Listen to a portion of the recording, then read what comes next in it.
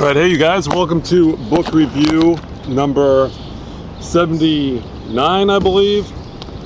Today on this muggy summer day, I will be reviewing Inside the Red Mansion on the Trail of China's Most Wanted Man by Oliver August. So what this book is about is, it takes place in southern China, in the city of Xianmian, at the end of the 20th century and the beginning of the 2000s, particularly having to do with a man, Li, I'm not going to remember his name, Li Zhang, I think, but anyway, he was kind of one of the new rich in China, in that he had millions, probably hundreds of millions, if not billions of dollars made seemingly overnight, but it was largely due to a system of corruption, paybacks, kind of quick money that allowed him to get there. Now, what he primarily did was this Li, L-A-I, I'm just going to call him Li from now on, or Lai, I think it is Lai, but anyway, the primary way he made his money is, most people know China for exports to the United States, and there have certainly been numerous people that have made money that way. But one of the ways China got so export heavy was that they put huge trade tariffs on imports into the country. So things that, for example, like the United States could make on the cheap that China couldn't compete with, China would put huge tariffs on so that it could be homegrown and not have any sort of trade balance. It would have a trade imbalance, which is what China wanted, because China's kind of hoarding money. But what essentially Lai did is he used his connections in government to get around tariffs, to get around taxes, to import everything from small electronic goods to cratefuls of cars. What do they call those? Big storage containers of cars. Of course, when China entered the World Trade Organization, Lai, a lot of the taxes were taken away, because that's one of the prerequisites for entering the World Trade Organization. So Lai sort of became redundant, at which point the head honchos in Beijing, who had previously turned a blind eye, not that they had previously approved his tactics, but they had kind of let it pass, or let it ride, if you will. He became redundant, so they went after him, at which case Lai fled to what was initially unknown, but what turned out to actually be Vancouver, British Columbia. So that's sort of where the story of this Oliver August, who's the author, comes into the picture. He initially moved to China, particularly Beijing, to work as a correspondent for the Times of London. But like a lot of correspondents, he did his kind of daily pieces, or even kind of weekly pieces, but then concentrated on a much larger story, which wound up being the story of Lai. Now, really, there is not a lot of first-hand personal account in this book, which I thought was maybe its one weak point. Oliver August does eventually meet Lai in Vancouver as he's being deported back to China, or in the deportation process. But what Oliver August really does is he kind of chases ghosts of Lai. He goes to some of the old cities that Lai used to, or the old town that Lai used to grow up in, which is, I believe, near Guangzhou, but it's a small little town. So, yeah, I think it's Chengzhou, a town of very few people. And that's one of the incredible stories about Lai is, a lot of the new rich in China kind of previously came from high bureaucratic positions, and as China moved from a socialist country to a capitalist country, kind of corruptly or kind of via cronies, a lot of these high-end bureaucrats eventually became private billionaires just because of their connections to the government and what the government can do in terms of business advantages in China, where certainly you're not looking at a level playing field. But Lai moved his way up. He started at the very bottom, farmer, and I think the first thing that he said he got into was maybe it was like a garment business, I think. No, he bought a welder and started like welding basic parts for cars. So eventually he wound up in the import-export business in China, but the way he kind of started his business was as a parts builder for what are admittingly cheap Chinese-made cars that probably no one else in the world would really buy, more made for the domestic market. Let's see, what else? I certainly see we see the excesses of Lai, be it the strip clubs that he would go to, which wasn't actually mentioned by name in the book, but the thing that I like about Chinese strip clubs is that, I mean, I've never been, but what I read about is certainly a kind of weird combination of erotica, as you would find in any strip club, but also kind of weird hints to nationalism.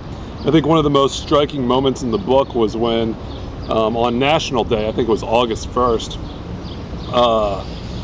of some year, I don't know, in the early 2000s, Oliver August went to the strip club that Lai went to, and that particular night they were performing a patriotic strip. So they had like all these soldier, marine overtones, like fake tanks, like cardboard cutout tanks, machine guns, but then at the same time, this is like what the strippers were doing as part of their stage show or part of their cabaret. Let's see, what else? He gets to really know Xianmian, the city that Lai got his fortune in, quite well.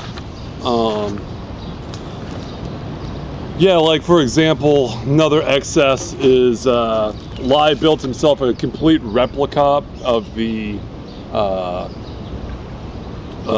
forbidden, man, it's really hot out here, of the forbidden castle. What is that called?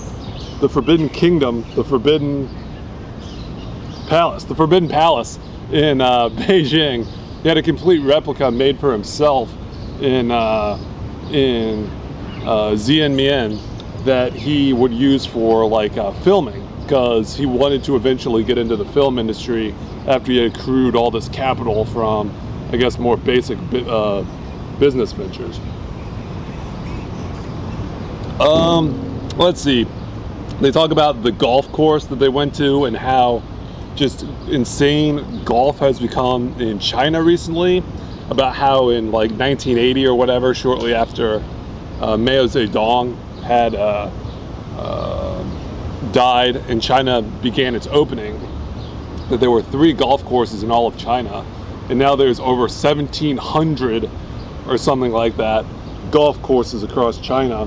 And really, of course, when you think golf, you think business ventures, particularly business deals, deals being made. And one of the things that Oliver August actually saw was he saw 2 lesser businessmen as kind of, this didn't have directly to do with Lai, but had to do kind of with the business practice of Xianmian.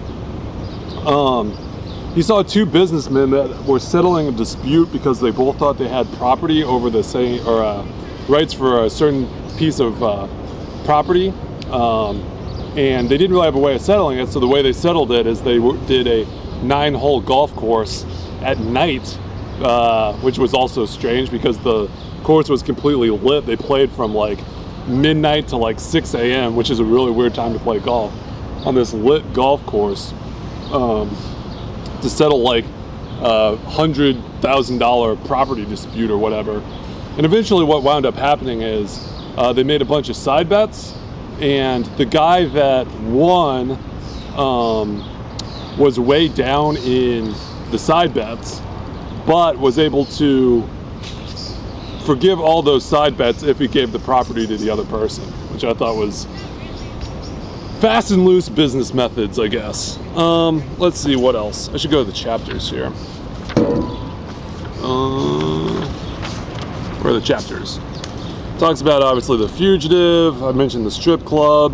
He talked about another entrepreneur who basically, foie gras is a kind of specialty product that came from mostly eaten in France, which is stuffed goose liver, and how this guy in southern China basically took this very small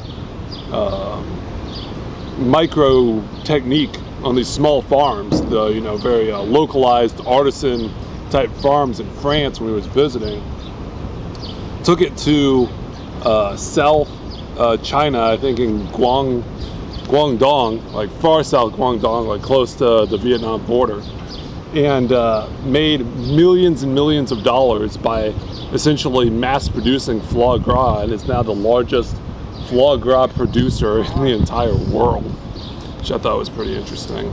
Well, let's see, what else about Lee? Like I said, he visits his family, Goose Liver King, villagers. Yeah, he sees these old villagers. He really does get a good sense of the town, both how Xianmian used to be an old treaty port for, I believe, the British, and how there's a lot of like old architecture there, or it might have even been the Portuguese. But that's all just being leveled now for modernization, for people moving out of these old hutongs and colonial buildings for high-rise skyscrapers. He also mentioned that for every, well, maybe not for every, but maybe for every 9 skyscrapers you built, you see an abandoned big hole in the ground via Lee, because Lee had actually been in the skyscraper business kind of later on in his business ventures when he had gotten really big. But as he had to flee, like all his business ventures just went belly up, so there were these scars all over the city. So it's not like China could exactly make this guy disappear visually. I mean, they could get his name out of all the papers and everything, but any citizen of Xianmian that saw these kind of big holes or scars all across the city knew exactly what was going on, and they were reminders of who held power and who fell out of favor, or who was in favor and who fell out of favor in China. Well, anyway, at the end of it, he goes and he interviews Lee, like I mentioned, in Vancouver, and he doesn't really get a lot out of him. Kind of Lee comes across sort of a little bit as a ingenious or very intuitively correct country bumpkin in his cultural ways. Like, he doesn't interact kind of as a high citizen of society, but in ways that could like make money, that are like useful to businessmen, like seeing things that other people don't see. Even if he doesn't really know what high culture is, he comes across, or at least tries to imitate high culture without really kind of truly becoming part of the process of high culture. He still has those insights that people need this, people need that. Also, he mentioned that they went to a restaurant with Lee, and he thought that Lai, I keep saying that wrong. Lai was, they were just going to talk among the two of them and have this interview. But what Lai really was he was the entertainer on the stage, and by the time that they got done with the interview, every single person in the restaurant knew him. He was buying dishes for everybody. He was making everybody laugh.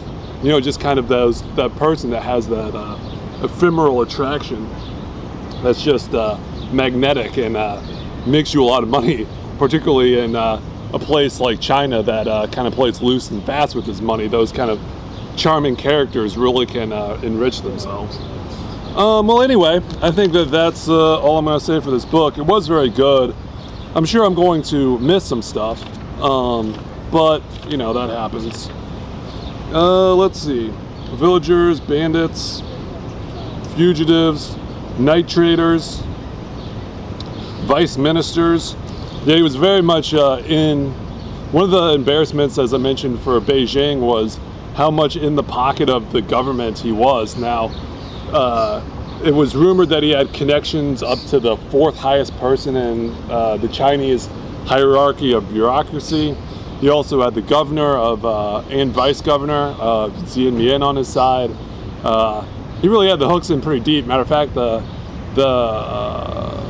ability for Beijing to extract him was no small matter, both in initially outing him as well as extracting him back to the United States out of Canada.